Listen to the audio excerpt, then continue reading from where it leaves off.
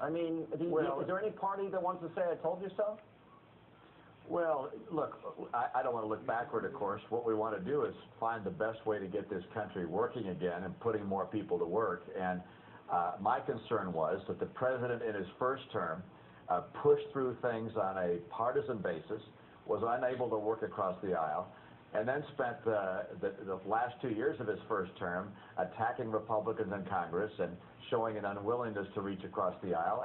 And frankly, you can't get things done in a bipartisan nature where you have 3 branches of government unless all 3 branches are willing to work with each other. And this president has not shown that inclination, frankly, since he's been in office, and the country's in the balance. I mean, the government shutdown, a debt limit issue, these are real concerns that will affect a lot of people, and the president has got to engage and work in the job of governing, not just campaigning and posturing, but governing and working with people that agree with him and that disagree with him. What do you think of the president's decision, no negotiation on either the debt ceiling or the government shutdown? None. Zero. What do you think of that?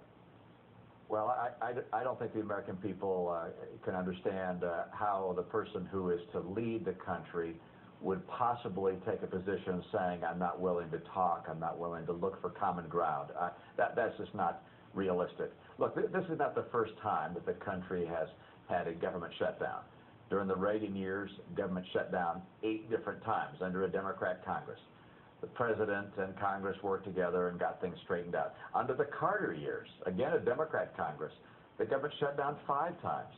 Look, this is not the first time this has happened, but what seems unusual here is you don't have a president who's willing to engage and willing to work with the other people across the aisle, as opposed to making, if you will, pretty bold statements to the public and campaigning for his posture. And right now, I think the American people don't care so much about who's right. They just want to get this behind him and get this economy going again. The president actually suggested that raising the debt ceiling does not necessarily increase our debt. I was not a math major, but every time we raised the debt ceiling, we ended up spending that money and increasing our debt. I can't think of a time that it worked the other way. Do we have to stop borrowing this kind of money? Well, what we have to do is begin to work to rein in the long-term crisis that we can see in the headlights ahead, which is what occurs when the entitlements that we have and the aging population encounter the spending limits, which of course have to exist. And at some point, you've got to say, look, we've got to rein in our spending. We've got to put in place a series of reforms that assure that America's future will be prosperous.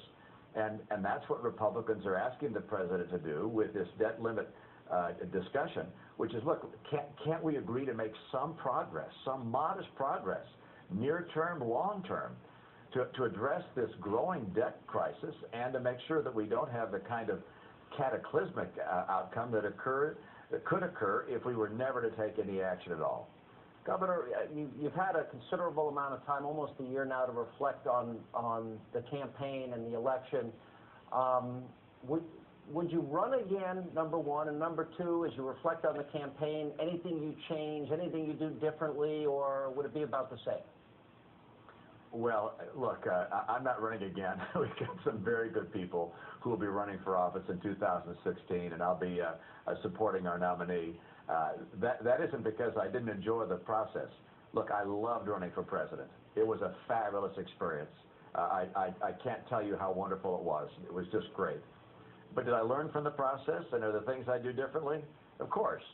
I made a number of mistakes personally, and things that I said, I wish I could fix those and go back and relive history, but that's not going to happen. But I think also, particularly with regards to the Hispanic voters, we just didn't make as effective an outreach as we needed to make sure that Hispanic voters understood that my campaign and our party is devoted to helping them have a bright and prosperous future by building a strong economy with more jobs and rising incomes. Yeah. People come to this country from all over the world because it's the land of opportunity, and that is slipping away under this president. And I did not make that message clear as I should have during my campaign. After 4 separate proposals by the House to fund, delay, eliminate exemptions, and then just conference, do you think they're doing the right thing by holding the line at this point when the president won't talk? Look, I'm with the Republicans that want to make sure we finally address the spending crisis that's ahead and that we see all around us. We've got to get this country going again. I want to see America succeed. It means Republicans and Democrats and the president have got to sit down and discuss the future and make progress. That's what the American people want. Governor, I think we'd be better off if you were elected, a lot better off. Thank you so much for being with us. Good to see you again. All my best to your family. Thanks, Sean. Good to be with you. And coming up next, tonight, here on Hannity. Who was not doing anything wrong when he was